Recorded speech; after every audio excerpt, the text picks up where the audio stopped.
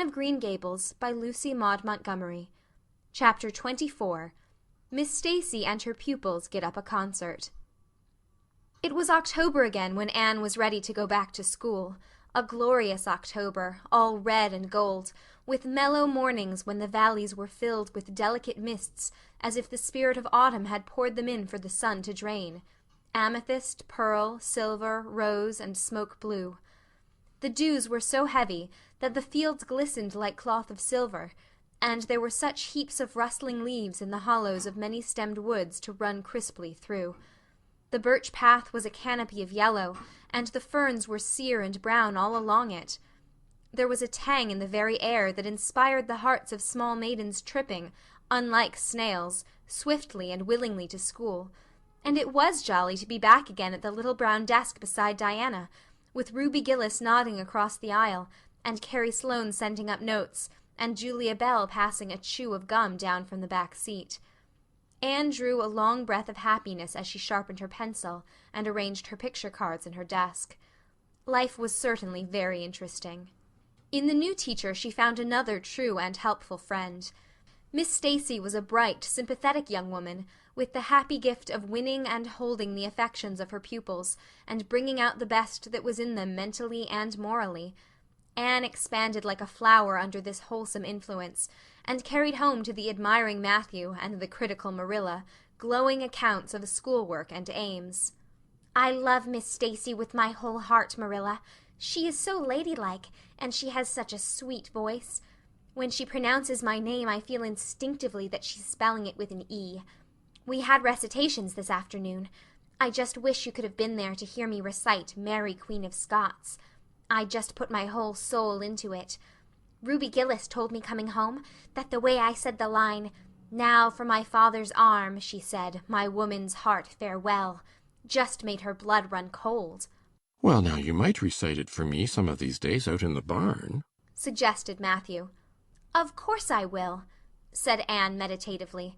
"But I won't be able to do it so well, I know. It won't be so exciting as it is when you have a whole schoolful before you hanging breathlessly on your words. I know I won't be able to make your blood run cold." "Mrs. Lynde says it made her blood run cold to see the boys climbing to the very tops of those big trees on Bell's Hill after crow's nests last Friday," said Marilla. "I wonder at Miss Stacy for encouraging it." "But we wanted a crow's nest for nature study," explained Anne. "That was on our field afternoon. Field afternoons are splendid, Marilla. And Miss Stacy explains everything so beautifully. We have to write compositions on our field afternoons, and I write the best ones." "It's very vain of you to say so, then. You'd better let your teacher say it." "But she did say it, Marilla. And indeed I'm not vain about it.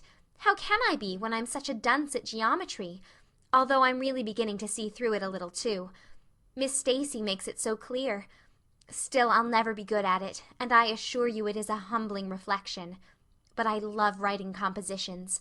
Mostly Miss Stacy lets us choose our own subjects, but next week we are to write a composition on some remarkable person.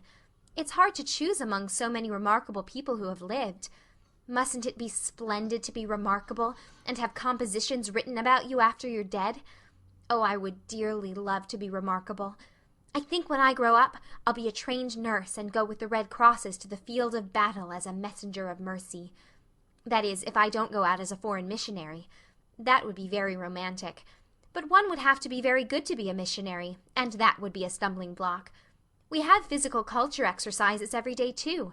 They make you graceful and promote digestion." "Promote fiddlesticks," said Marilla, who honestly thought it was all nonsense. But all the field afternoons and recitation Fridays and physical culture contortions paled before a project which Miss Stacy brought forward in November. This was that the scholars of Avonlea School should get up a concert and hold it in the hall on Christmas night, for the laudable purpose of helping to pay for a schoolhouse flag. The pupils one and all taking graciously to this plan, the preparations for a program were begun at once. And of all the excited performers-elect, none was so excited as Anne Shirley, who threw herself into the undertaking heart and soul, hampered as she was by Marilla's disapproval. Marilla thought it all rank foolishness. "It's just filling our heads up with nonsense and taking time that ought to be put on your lessons," she grumbled. I don't approve of children's getting up concerts and racing about to practices. It makes them vain and forward, and fond of gadding. But think of the worthy object, pleaded Anne. A flag will cultivate a spirit of patriotism, Marilla. Fudge. There's precious little patriotism in the thoughts of any of you. All you want is a good time. Well, when you can combine patriotism and fun, isn't it all right? Of course, it's real nice to be getting up a concert. We're going to have 6 choruses, and Diana is to sing a solo. I'm in 2 dialogues, the Society for the Suppression of Gossip and the Fairy Queen. The boys are going to have a dialogue, too. And I'm to have 2 recitations, Marilla. I just tremble when I think of it, but it's a nice, thrilly kind of tremble. And we're to have a tableau at the last. Faith, Hope, and Charity. Diana and Ruby and I are to be in it, all draped in white with flowing hair. I'm to be Hope, with my hands clasped, so, and my eyes uplifted. I'm going to practice my recitations in the garret. Don't be alarmed if you hear me groaning. I have to groan heart-rendingly in one of them, and it's really hard to get up a good artistic groan, Marilla. Josie Pye is sulky, because she didn't get the part she wanted in the dialogue. She wanted to be the Fairy Queen. That would have been ridiculous, for who ever heard of a Fairy Queen as fat as Josie? Fairy Queens must be slender. Jane Andrews is to be the queen, and I am to be one of her maids of honor. Josie says she thinks a red-haired fairy is just as ridiculous as a fat one, but I do not let myself mind what Josie says. I'm to have a wreath of white roses on my hair, and Ruby Gillis is going to lend me her slippers because I haven't any of my own. It's necessary for fairies to have slippers, you know. You couldn't imagine a fairy wearing boots, could you? Especially with copper toes. We are going to decorate the hall with creeping spruce and fir mottos with pink tissue paper roses in them. And we are all to march in 2 by 2 after the audience is seated, while Emma White plays a march on the organ. Oh, Marilla, I know you are not so enthusiastic about it as I am, but don't you hope your little Anne will distinguish herself? All I hope is that you'll behave yourself. I'll be heartily glad when all this fuss is over and you'll be able to settle down. You are simply good for nothing just now, with your head stuffed full of dialogues and groans and tableaux. As for your tongue, it's a marvel it's not clean worn out. Anne sighed and betook herself to the backyard, over which a young new moon was shining through the leafless poplar boughs from an apple-green western sky, and where Matthew was splitting wood. Anne perched herself on a block and talked the concert over with him, sure of an appreciative and sympathetic listener in this instance at least. Well, now, I reckon it's going to be a pretty good concert, and I expect you'll do your part fine, he said, smiling down into her eager, vivacious little face.